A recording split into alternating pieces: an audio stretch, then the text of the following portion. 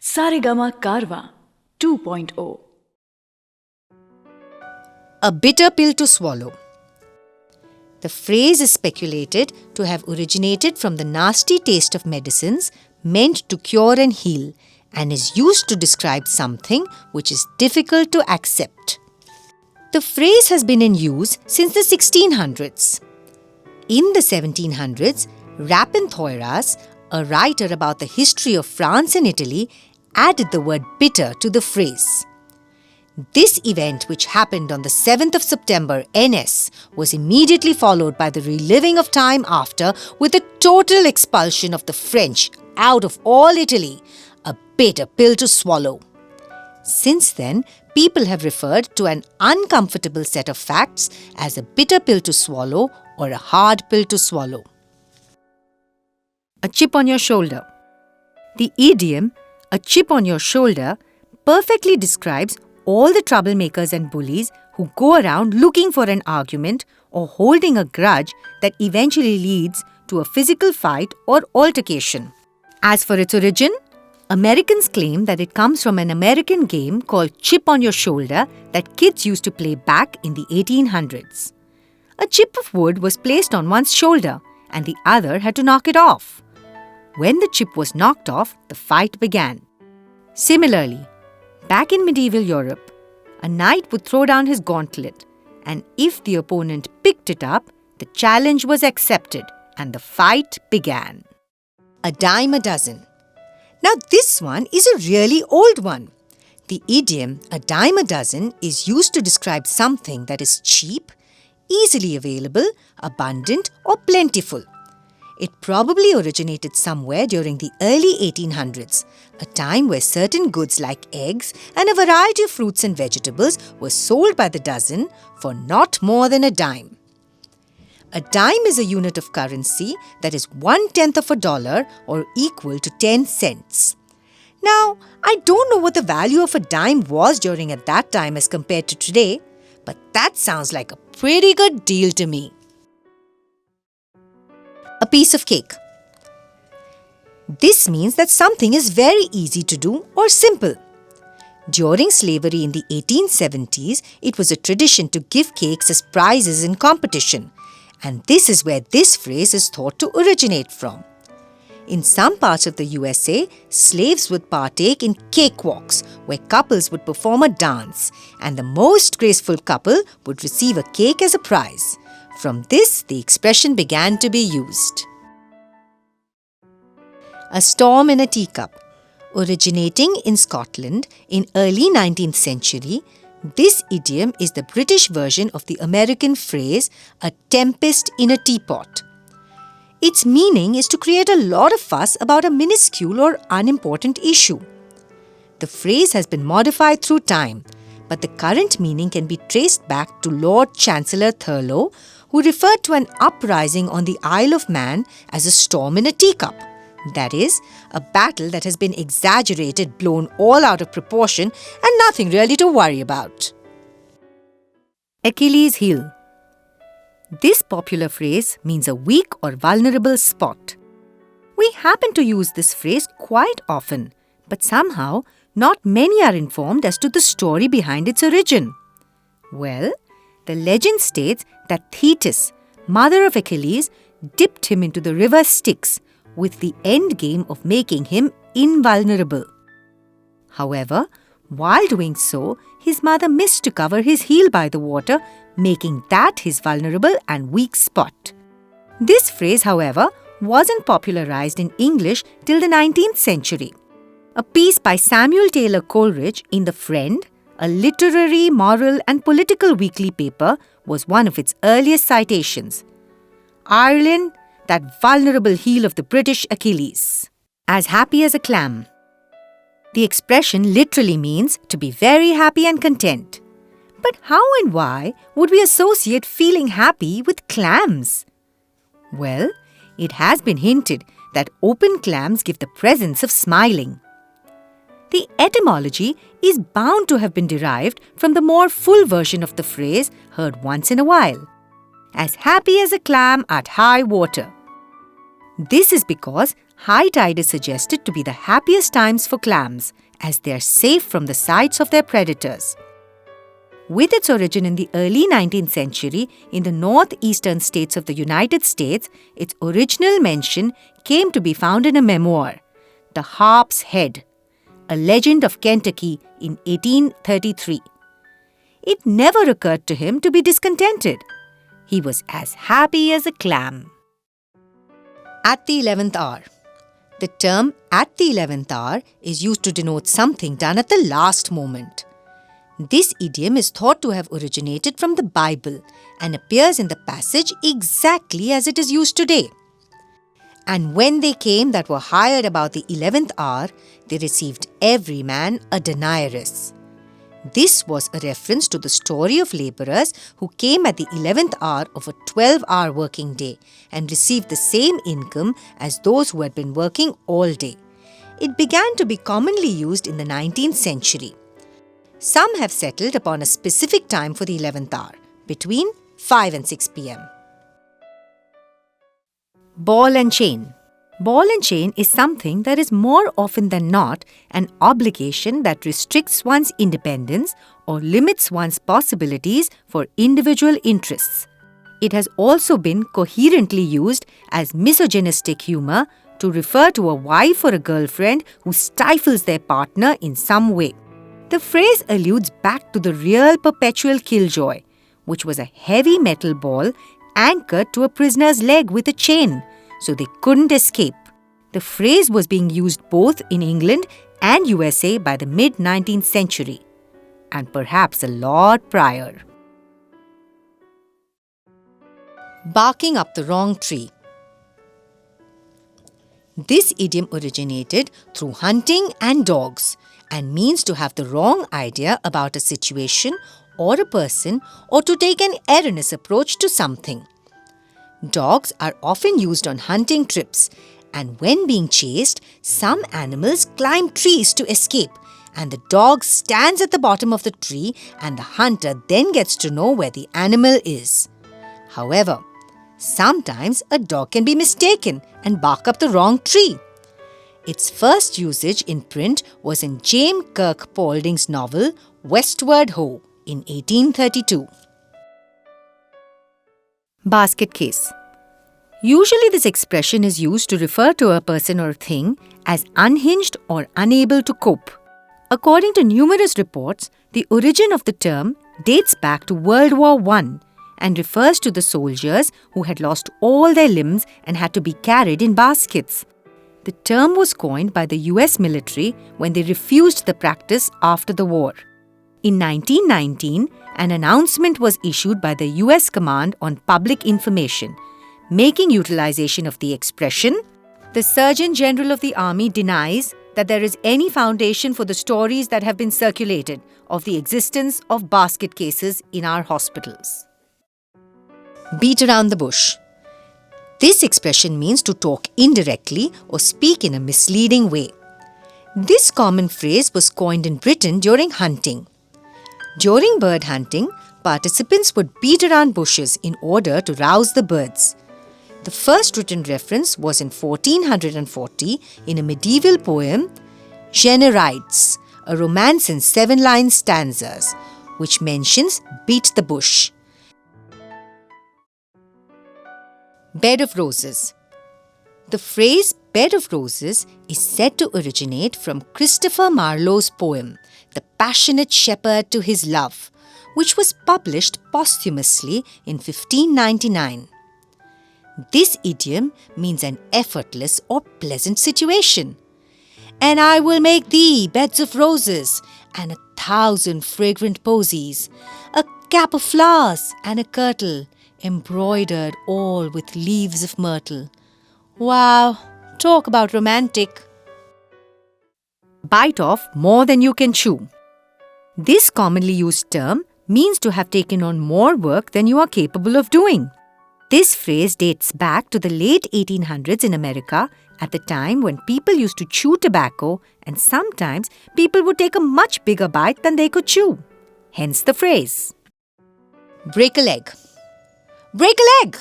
is a phrase that's typically said by well-wishers to performers before they get on stage to wish them good luck. Now you must be thinking how wishing an injury onto someone is in any way good luck. Now you must be thinking how wishing an injury onto someone in any way is good luck. Well, people back in the day believed that if you wish someone good luck, you jinxed them and the opposite would happen. So, some genius came up with the idea to curse the person because the opposite was going to happen anyway. Breakfast of Champions. This one is probably the youngest of them all. The term Breakfast of Champions is an ironic praise for food or drink that is generally considered unhealthy, especially when one consumes it for breakfast, the first and most important meal of the day. The phrase actually originated from a Wheaties advertising campaign featuring famous sportsmen. The expression is metaphorical, however, since it means that you would consume unhealthy foods and drinks for your first meal. Winston Churchill, the prominent British Prime Minister, was famous for starting his day with such a breakfast. Break the ice. Have you desperately felt the need for an icebreaker in a painfully awkward social situation? Try using this one to start a conversation. The phrase break the ice typically means to commence a friendship or break off a conflict. In the early 1600s, back when road transportation wasn't developed yet, ships were the only way people could travel or trade. Now sometimes the ships would get stuck on ice formations and the receiving country would send smaller ships to clear the way by literally breaking the ice. This was considered a gesture of goodwill and friendship and hence gave the phrase the meaning it has today. Burning the candle at both ends. Let me ask you a question. Would you rather live fast and die young or live a steadier and longer life? The phrase burning a candle at both ends means to work extensively and excessively at the cost of your health. And this comes before the time of electricity, where candles and metaphors like this one were still being used. Back in the 17th century, the people who couldn't afford candles would create their own knockoffs using stalk that was soaked in hot fat. These candles used to be lit from both ends and would burn out really quickly. And that's where this phrase comes from. Bury the hatchet. Bury the hatchet typically means to end a quarrel or altercation. This one dates back to the early times in North America when the Puritans were in conflict with the Native Americans. When negotiating peace, the Native Americans would bury all their hatchets, knives, clubs, and tomahawks. Weapons literally were buried and made inaccessible. That's where we get bury the hatchet. Butter someone up. The phrase to butter someone up means to impress someone with flattery. It goes all the way back to ancient India. This was a customary religious act where people, in an attempt to flatter or impress the gods, used to lob balls of butter at their statues to seek forgiveness and fulfill their wishes. Can't hold a candle to. The phrase can't hold a candle to is used when someone is vastly inferior to someone else. Back when electricity wasn't invented, workers needed a second set of hands to hold a candle for them as a source of light. Now, holding a candle is way easier and doesn't require any competence. Even a monkey could do it. So someone who isn't even qualified to provide light to a competent worker obviously wouldn't be able to perform the task himself. Cat got your tongue. Imagine a husband walk into the room at 3 a.m., tiptoeing, only to realize his wife wide awake, waiting for an explanation, and all the words he rehearsed to explain the delay have vanished. Cat caught your tongue? This phrase is generally asked to a person who is at a loss of words. There are two theories to its origin. First one is believed to be from the English Navy, where they used to use a whip called cat o' nine tails for flogging. Ouch! The pain of this was so severe that it caused the victim to stay quiet for a really long time. Another possible source could be from ancient Egypt, where liars' and blasphemers' tongues were cut out and fed to the cats. What a treat for the cats! Caught red-handed. The phrase caught red-handed means to be caught in the act of doing something wrong, like burglars caught while robbing a bank or children caught while stealing a cookie from the cookie jar. This phrase originates from an Old English law that ordered any person to be punished for butchering an animal that wasn't his own. But how would they know? Forensics didn't exist back then, did they? So the only way the person could be convicted is if he was caught with the animal's blood still on his hands. And that's how the phrase caught red-handed caught on. Close but no cigar. In the early 1900s, carnivals used to give out cigars as prizes for winning at the games they had in-house. So almost winning a game would get you really close to winning a cigar, but not quite. The term close but no cigar evolved in meaning and now refers to coming extremely close to your goal but falling short. Costing an arm or leg. I always thought that this phrase was associated with the illegal organ trafficking industry. Turns out it's just the art industry, specifically portraits. The phrase costing an arm or leg generally refers to something being extremely expensive and out of your budget. People who wanted to have their portrait painted in the 18th century had to make a hard choice. Painting arms and legs is said to have cost much more than a portrait showing just your upper body or your face and neck. George Washington, for example, was one of those people. Crocodile tears. Crying crocodile tears means to fake being upset or force tears that aren't real or are inauthentic. An ancient anecdote by Photios claimed that crocodiles and alligators weep in order to lure prey, which is most likely where the phrase comes from. Another one that we can credit to the ancient Greeks. Cut me some slack. Who knew sailors would be responsible for the creation of so many idioms and proverbs? It's about giving a person some freedom in the way they act and respond to situations. It is believed to be nautical in origin and concerns not pulling on the rope so as to give the other person a chance to untangle it. However, it is a phrase that is used in a broader sense and is roughly equivalent to "give me a break." Cut to the chase. This expression basically means to get to the point. Let's just cut to the chase and talk about how it came about in the 1930s in the US film industry. Back when the ongoing trend was silent films that ended with a chase sequence, Joseph Patrick McAvoy's novel, Showgirl in Hollywood, was making its way to the big screen. And during the script direction, the expression, "Jannings escapes, cut to the chase," was written. Undoubtedly, though, a single mention of the line in a script direction doesn't quite vouch for its presence as the phrase that is now part of the language. So it's safe to say that McAvoy didn't cause the inception of the phrase. Inveritably, in 1947, when the British newspaper, the Berkshire Evening Eagle, printed the following, "Let's cut to the chase. There will be no tax relief this year." And that ended up creating a base for the get-to-the-point meaning of the phrase. Die hard. While it typically refers to someone with a strong dedication to a particular set of beliefs, the term die hard originally had a series of much more literal meanings. In its earliest incarnation in the 1700s, the expression described condemned men who struggled the longest when they were executed by hanging. They literally died hard. The phrase later became even more popular after 1811's Battle of Albuera during the Napoleonic Wars.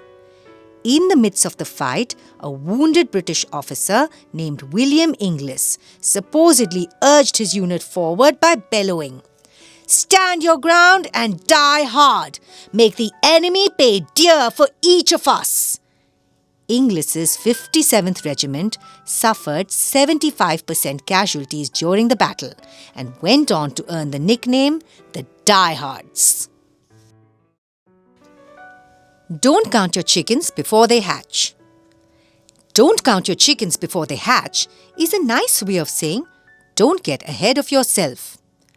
You've probably heard your mother tell you this, who probably heard it from her mother, who probably definitely heard it from the Greek philosopher Aesop. He wrote of a young milkmaid balancing a pail on her head. The girl thought, the milk in this pail will provide me with cream, which I will make into butter, which I will sell in the market and buy a dozen eggs, which will hatch into chickens, which will lay more eggs, and soon I shall have a large poultry yard. I'll sell some of the fowls and buy myself a handsome new gown and go to the fair. And when all the young fellows try to make love to me, I'll toss my head and pass them by. At that moment, the girl tossed her head and lost the pail of milk. Her mother admonished, do not count your chickens before they are hatched. Don't throw the baby out with the bathwater. You won't believe this one. In the early 1500s, people only bathed once a year. Not only that, but they also bathed in the same water without changing it. Doesn't sound very nice, does it? The adult males would bathe first, then the females, leaving the children and the babies to go last. By the time the babies got in, the water was clouded with filth. The poor mothers had to take extra care that their babies were not thrown out with the bathwater. And that's how the phrase, don't throw the baby out with the bathwater, came into being, which means don't get rid of valuable things along with the unnecessary ones. Dress to the nines. Now, the origin of this phrase isn't quite as concrete as the others, but it is still pretty cool. Dress to the nines typically means to dress exceptionally or buoyantly well. Etymologists say that this phrase comes from the fact that the best, most qualified tailors used to make their suits out of 9 yards of the best fabric they could find. Cool, right? Eating crow. Have you ever taken a really strong stance during an argument only to later realize that you indeed were wrong? Well, I know how embarrassing that could be. To eat crow typically means to admit fault or to be proven wrong. This phrase has its origin in the Middle Ages. Back then, and even today, it was illegal to eat rats, buzzards, and crow. According to the Bible, crows were unfit to eat, and if anyone ate one, they would be publicly shamed and humiliated. That's where the phrase came from. Get someone's goat. The phrase, get someone's goat, means to irritate someone. Funnily enough, though, a phrase that has a goat in it comes from the wonderful world of horse racing. Now you're probably wondering what this has anything to do with goats. You'd be surprised, but apparently goats make horses calm. And goats are kept next to horses at night time before an important race. Sometimes, though, rival jockeys would steal other people's goats to freak out a rival horse before a race. Now I can imagine how annoying that could be to the horse and the rider. Getting out of hand. Getting out of hand is an idiom that is used when you feel like you're losing control of a situation. The origin of this phrase comes from the 1800s, when failure to keep a firm grip on the reins would result in a team of horses getting out of hand. Today, this phrase isn't just used for horses, but can be used for any situation. Getting the wrong end of the stick. Now this one's surprisingly pretty gross. The idiom, getting the wrong end of the stick, is used when someone completely misunderstands a situation. As for its origin, this is another case where we have to be grateful to the Romans. Back in ancient Rome, people didn't have toilet paper, so they had to use a sponge on a stick every time they had to clean themselves after going number 2. However, if someone wasn't being careful when using the stick, they could pick it up by the wrong end. And I'm sure you don't need any more details beyond this point. Yuck, disgusting. Give a cold shoulder. You know, there are days when a guest comes over and it's nice to have them for the first 2 days, but not so much on the 10th day of their uninvited stay because they refuse to leave and you're too polite to tell them to. Well, there is one way of getting rid of them. Just give them a cold shoulder. Literally. I know, it sounds rude, but it isn't. Let me tell you why. In medieval England, it was customary to give a guest a cold piece of meat from the shoulder of mutton, pork, or a beef chop when the host felt it was time for the guest to leave. This was considered a polite way to communicate. You may leave now. And that's how the phrase give a cold shoulder, which means being unwelcoming or antisocial towards someone, was derived. Go the whole 9 yards. During my exams, I always heard my friend's father telling him to go the whole 9 yards. And I knew he meant for him to do his very best.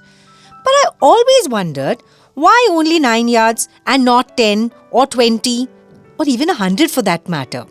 Well, the reason it's 9 and not any other number is that during World War II, the fighter pilots were equipped with 9 yards of ammunition. When they ran out, it meant that they had tried their best at fighting off the target with the entirety of their ammunition.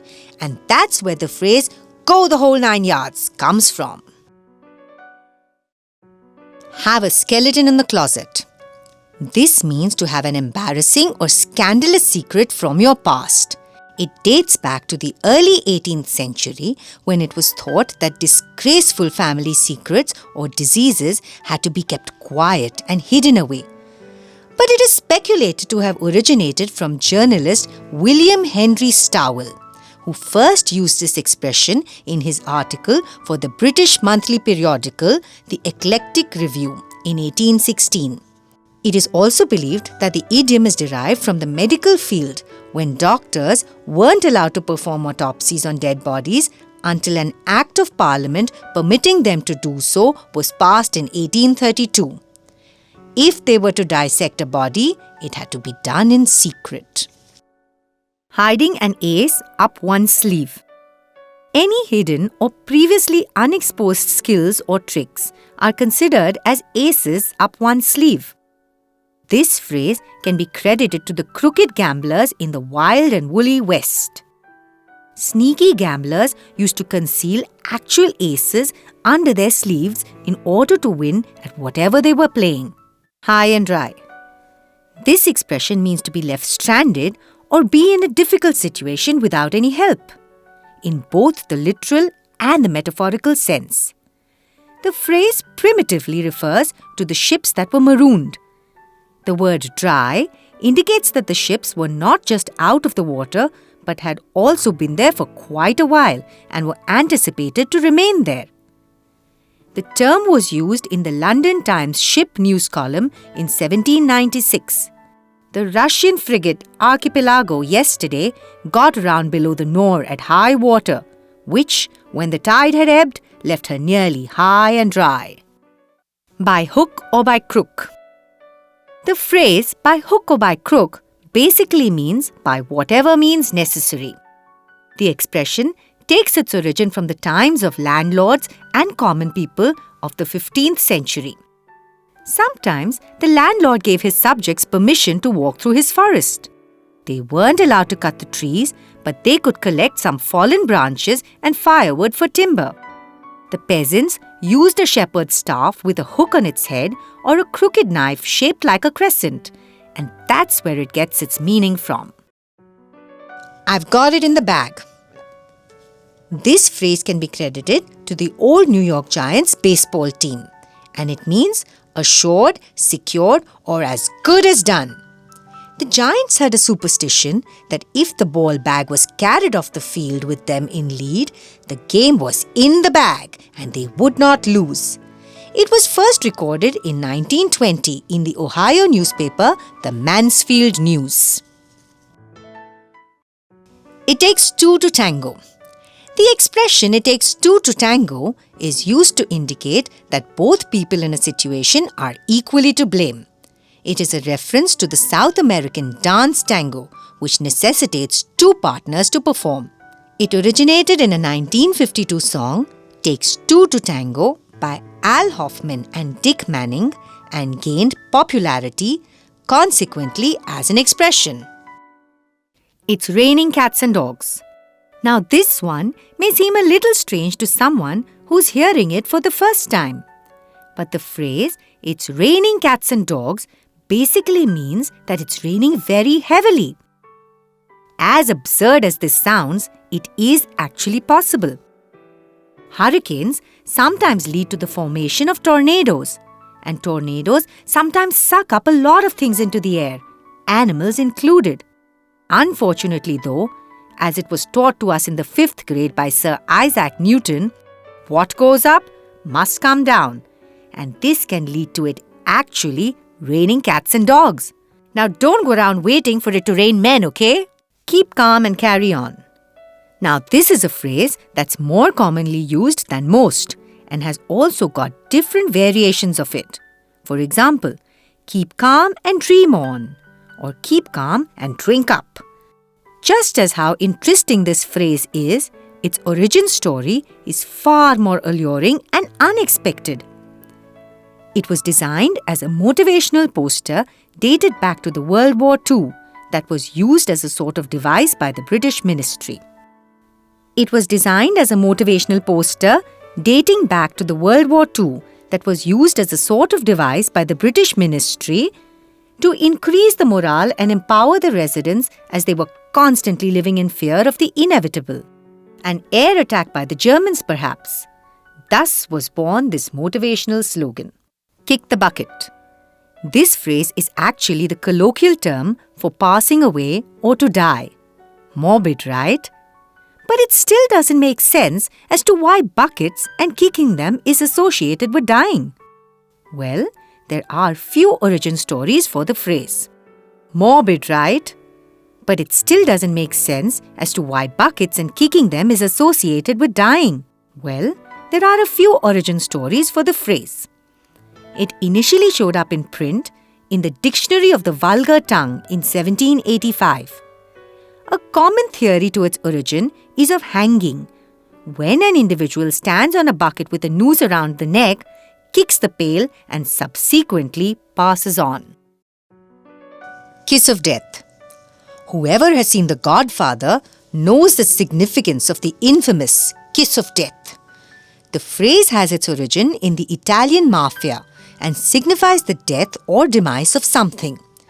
When someone betrayed the mafia or was marked for execution, they would receive the metaphorical kiss of death. Now that's one kind of kiss I'd never want. Knock it out of the park. This phrase originates from the sport that's most popular in the United States of America, baseball. Knock it out of the park generally means when a task is executed exceptionally well. In baseball, the most ideal play for the batsman is to knock the ball out of the stadium so that he or she can cover all 4 bases without having to worry about how the fielders are catching the ball. It's the equivalent of hitting a 6 in cricket. Here's how you use this phrase in a sentence. I prepared for my exam so well that I knocked it out of the park. Know the ropes. When you're thoroughly acquainted with a task or know almost everything about something in particular, then it's safe to say that you know the ropes to the task at hand. This expression, surprisingly, alludes to sailors learning how to handle a sailing boat's ropes or learning the ropes. It was being used figuratively by the late 1800s. So the next time you're doing something you're good at, feel free to think of yourself as the captain of that figurative ship. Let one's hair down. Now imagine that you've had a really long and tiring day.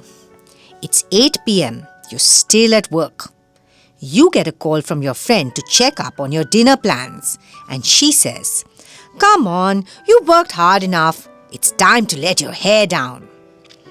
Many of you may know that to let one's hair down means to relax or be at ease. The only time women tie up their hair these days is if they're having a bad hair day. And that holds true for men too, I think. But it was quite different in the medieval times. In public, the aristocratic women were obliged to appear in elegant hairdos that were usually pulled up. The only time they would let their hair down was when they came home and relaxed, and that's how the phrase became popular. Let the cat out of the bag. This one's used when a secret or a surprise is accidentally revealed. Years ago, merchants sold piglets, but after putting the piglet in a bag so the customer could transport it, fraudulent merchants sometimes swapped the piglet for a cat when the customer wasn't paying attention. The customer usually didn't discover the trick until they got home and really let the cat out of the bag. Let's get ready to rumble. This is a commonly used expression in terms of wrestling or boxing matches. This expression is a trademarked catchphrase by acclaimed wrestling and boxing host Michael Buffer, who began utilizing it in the 80s. He stands to have made $400 million by licensing it as one of the most celebrated expressions to be utilized in films, ads, computer games, etc. In the late 90s, he was part of a New York City taxi campaign to get riders to use their seatbelts. Whenever the passengers got into the taxi, they would hear, "Let's get ready to rumble for safety. Let's roll." Primarily, this phrase means to get a person or a group of people to start moving from a place or to start doing something. An inspiring expression for a dismal reason. Let's Roll was trademarked by the Todd M. Beamer Foundation, now called Heroic Choices. Todd Beamer was a passenger on the United Flight 93 on September 11, 2001. He and other passengers cooperated to outsmart the hijackers directing the plane and ended up crashing the plane into a field in Shanksville, Pennsylvania. His final words, caught by an airphone manager, were, "Are you ready? Let's roll." Heroic Choices trademarked Let's Roll to sell merchandise and give the proceeds back to the charity. Mad as a Hatter. I'm sure you didn't already know this one. The phrase mad as a hatter, which means to be completely crazy, didn't originate from Lewis Carroll's Alice in Wonderland. In fact, it dates back to the 17th and 18th centuries, well before Lewis Carroll's book was published. In the 17th century, hat makers used to use mercury for the felt in the hats. Prolonged exposure to this deadly chemical caused the hat makers to get mercury poisoning.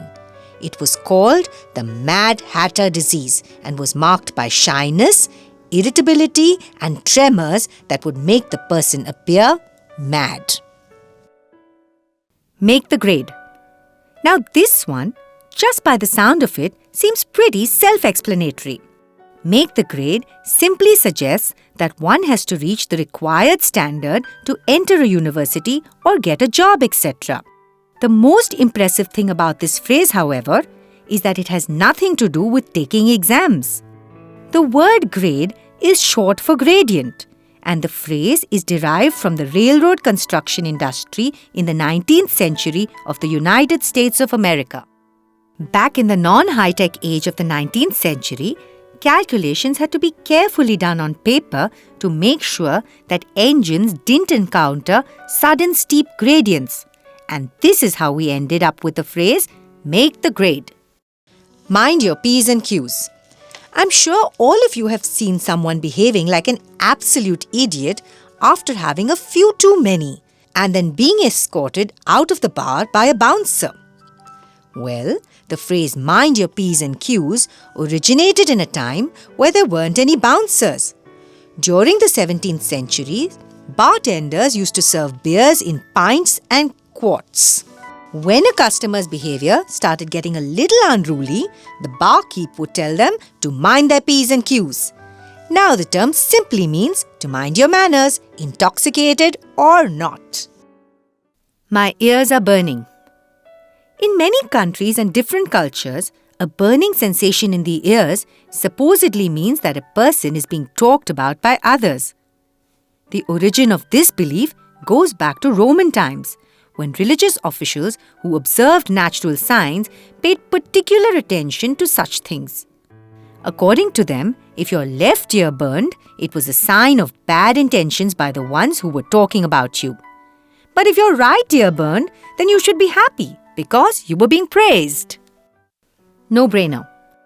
We use the idiom nobrainer to describe a very easy decision we make for anything that requires minimal to no-brain activity to accomplish. This phrase has been widely used only for the past 5 or 6 decades, and one of the earliest sources we have for it comes from an issue of the Lethbridge Herald of 1968, in which the following was stated about an ice hockey coach. He'd break in on a goalie, and the netminder would make one of those saves that our manager coach, Sid Abel, calls a no-brainer. Off the hook. This phrase originated in mid-19th century and means to let off from trouble or to escape from a harsh situation. The origin of this phrase can be traced back to fishing. A fish on the hook was caught and is considered to be out of options. Hence, just like a fish off the hook, someone who's off the hook has been released from obligations or commitments. Pulling someone's leg. As innocent and playful as this phrase is, its origin comes from a place that's pretty sinister. Today the phrase to pull someone's leg means to jokingly tease someone or lie to them. Its roots go back all the way to the crime world of the 18th century, where street thieves and robbers would use wires to trip people and literally pull their legs in order to rob them easily. Sounds pretty terrifying. Read the Riot Act. This phrase means to rebuke someone for behaving badly with the intention of improving that person's behavior.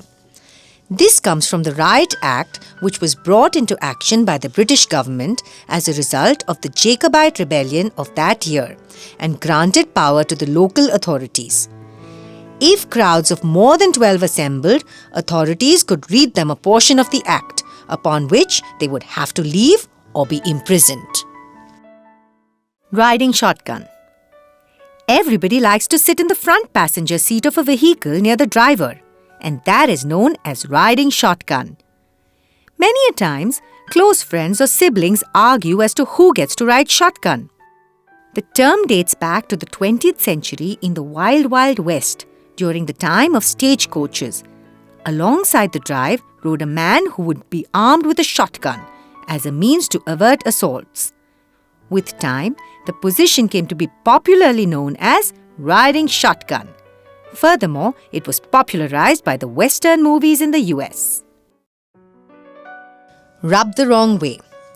Being rubbed the wrong way typically means being annoyed or bothered. The phrase originated in early America. The Americans during the colonial times would ask their servants to rub their oak floorboards the right way, which would be wiping the floorboards with dry fabric after wet fabric. But if you didn't do that, that is, if you rubbed the floor the wrong way, it would cause streaks to form and ruin the floorboard, leaving the homeowner quite annoyed. Another theory is that the phrase comes from the fact that the cats get annoyed if you rub their fur the wrong way. You take your pick. Rule of thumb. The phrase rule of thumb generally refers to a broadly acceptable guide that's based more on practice than theory. Now this one has multiple origins, one being way darker than the other. Let's start with the happier one. It was believed that during the 16th century, carpenters used to use their thumbs as an approximation for the measure of an inch, and they called this the rule of the thumb. The other rumoured theory states that there was an old British law that allowed the husband to beat his wife with a stick only if the stick wasn't thicker than his thumb. Yikes! Running amok. Running amok is commonly used to describe wild or erratic behaviour. But the phrase actually started off as a medical term. The saying was popularized in the 18th and 19th centuries when European visitors to Malaysia learned of a peculiar mental affliction that caused otherwise normal tribesmen to go on brutal and seemingly random murder sprees. Amok derived from the Amuko, a band of Japanese and Malay warriors who were known for their penchant for indiscriminate violence. And this was initially a source of morbid fascination for Westerners. Once thought to be the result of possession by evil spirits, the phenomenon later found its way into psychiatric manuals. It remains a diagnosable mental condition to this day. Pretty interesting, huh? Sleep tight. Sleep tight. Don't let the bed bugs bite. This phrase was coined in the 1800s when bed mattresses on beds used to be supported by ropes. The ropes constantly needed to be tightened every night because they used to loosen. It was pretty common for mothers to tell their children to sleep tight while tucking them in as a sign of love and care. Speak of the devil. This saying, which actually goes speak of the devil and the devil appears, means when you're talking about someone and they unexpectedly appear. It originated in the Middle Ages to discourage and to warn people about talking of any evil or the devil. It first appeared in modern English in Giovanni Torriano's Piazza Universale in 1666. By the 19th century, the phrase began to be used lightheartedly. Spill the beans. This can be used when someone discloses a premature secret accidentally or maliciously. This one's a bit tricky, but the consensus is that it most likely derived from an ancient Greek voting process which involved beans. People would vote by placing beans in a vase, white typically meaning yes and brown meaning no. Votes had to be unanimous. So if the collector spilled the beans before the vote was complete and a black bean was seen, the vote was halted. Spill the beans was also used in horse racing as early as 1902 and meant to cause an upset. Steal someone's thunder. This idiom means to win praise for oneself by preempting someone else's attempt to impress. In the mid-1700s, English producer John Dennis invented a device that imitated the sound of thunder for his most recent production. The place slumped. Before long, Dennis noticed that another play in the same performance centre was utilising his audio cues device. He indignantly shouted, "That is my thunder! By God, the villains will play my thunder but not my play?" The story got around London, and that is how the figure of speech was born. Straight from the horse's mouth. This phrase means to get information directly from the original source, first-hand, as it's the most reliable place. There is more than one possible origin of this phrase, one being in the 1900s.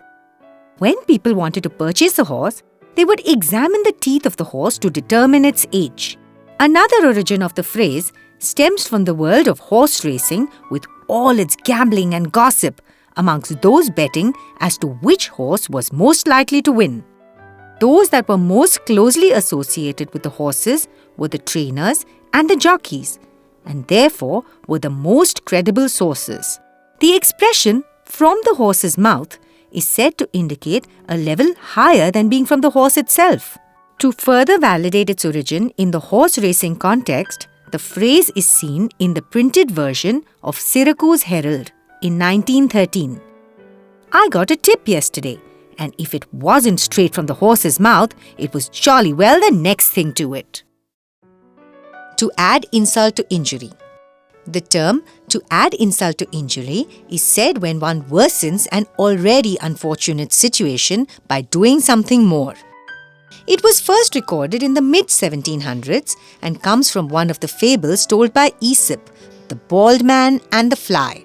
A fly bites the bald man on the head, and in an effort to kill the fly, the bald man slaps himself on the head so hard that he hurts himself.